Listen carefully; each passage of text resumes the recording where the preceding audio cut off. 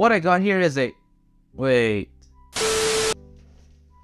This is an RX 580 2048 SP graphics card that I picked up brand new from Aliexpress for just 60 Canadian dollars. Although at the time of recording, this card is no longer in stock, but you can find similar listings to this for just 80 to 100 Canadian dollars. And if that price seems appealing to you, please watch this whole video to find out the performance of this graphics card before you decide.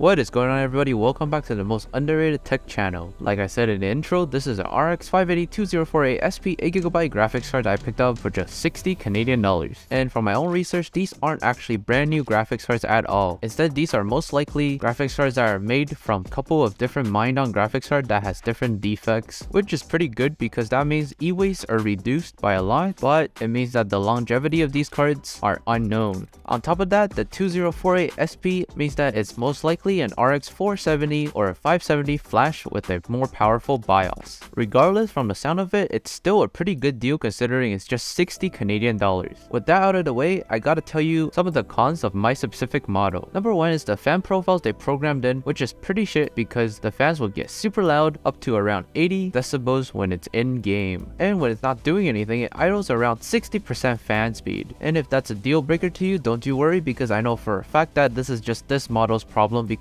I bought another brand version before and that one has 0 RPM mode as well as not having an aggressive fan curve. Then the second problem with this graphics card is that without you manually or Windows automatically updating the drivers, when you first boot up the card, the screen will show spazzed out colors, which makes it almost impossible to navigate through Windows. But after the video drivers are installed, the card works perfectly normal. With the second problem, I actually experienced this on normal RX 580s before as well. So I think it just had to do with something about the UEFI onboard drivers the card provides is not properly programmed. And with that said, let's get to the benchmarks. For today's test bench, I'm gonna use this i7-11800H earring motherboard combo thing, which is gonna be the next video, paired up with 16GB of DDR4 running at 2666 MHz with a 1TB NVMe drive in order to test in 10 different games. The first game I tested in 1080p is Rainbow Six Siege at the very high preset, except that the anti-aliasing is at effects AA. I was able to get an average of 113 FPS and a minimum of 87 FPS. You could definitely turn up the setting and resolution more to make the game look a lot nicer while still having a playable frame rate. But if you want that 144Hz refresh rate gaming experience, you could definitely achieve that just by turning down the graphics by a little bit.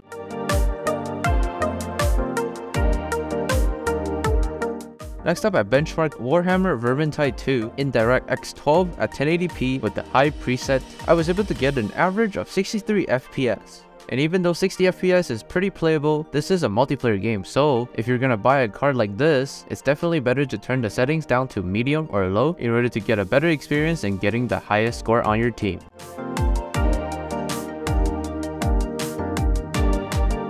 Next up is Apex Legends, and usually this game is pretty optimized for AMD cards, but for this 2048 graphics card, even the 8GB cannot save its performance, which is why I set everything to low with the texture filtering to 16x, disable all anti-aliasing, as well as disabling anything that could be disabled, which also means that I disabled dynamic resolution scaling, and at 1080p I was able to get an average of 103 FPS with a 1% low of 67 FPS.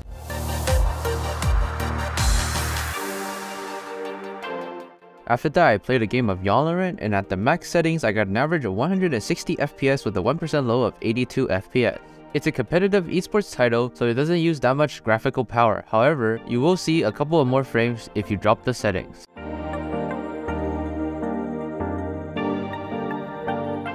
After that, I tested in Cyberpunk 2077 with the built-in benchmark at medium preset with FSR on performance. I was able to get the result of 54 average FPS and a minimum of 19 FPS. Considering this is a single-player AAA title, anything above 40 FPS should be a pretty good experience. So if you have this card, my recommendation is that you should set everything to the lowest and enable FSR at the performance settings, as well as locking your FPS to 60, and you'll have a pretty great experience on a budget.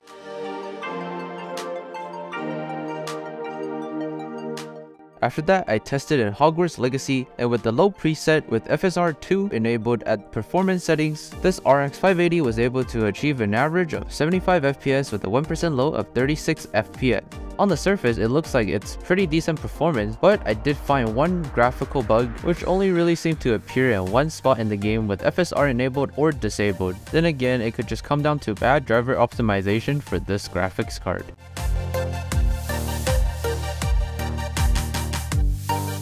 Next up, I tested in Warzone 2.0 at the balance preset with FSR on the balance settings. I got an average of 78 FPS with a 1% low of 48 FPS at 1080p. This is honestly a really good result considering Warzone 2.0 is a lot more intensive than Warzone 1.0, which is the last time I played because they banned me for no reason and instantly rejected my appeal, which is pretty cool because I spent $80 to buy the Modern Warfare remake, which mind you, they deleted all my save data from story mode before banning me. And on top of that, the customer service is absolute garbage.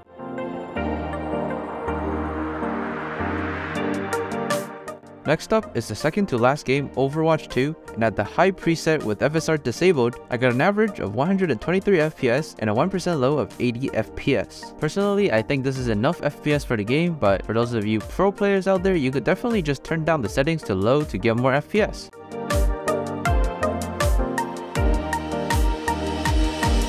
For the last game that I tested is the best crossover game there is, Fortnite, at the pro settings at 1080p with 100% resolution scale. This graphics card and CPU combo was able to score an average of 128 FPS and a 1% low of 87 FPS. Obviously, if you guys didn't know, Fortnite is more optimized for NVIDIA cards than AMD cards, which is why the 1% lows and the average is a little bit lower than a GTX 1060 6GB. Regardless, I still had a pretty smooth experience in this game.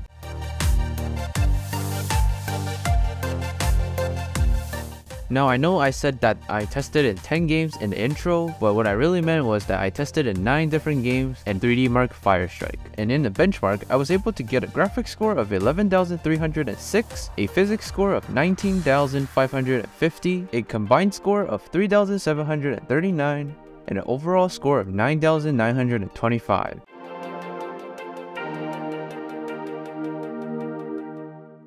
And those were the benchmarks for this RX 580 2048 SP that I picked up from Aliexpress for just 60 Canadian dollars. Overall, I would say it's a pretty good performing card for the price, but for me, I would personally not buy one ever again considering it's not actually brand new and the return policy on AliExpress is a little bit sketchy. But if you want the best price to performance graphics card for cheap in 2023 shipped to your door without leaving your house or having to deal with used PC hardware deal hunting, then this might be the pick for you. But I cannot guarantee you the longevity of these cards considering that they are refurbished instead of brand new, and AMD might drop driver support for these cards very soon.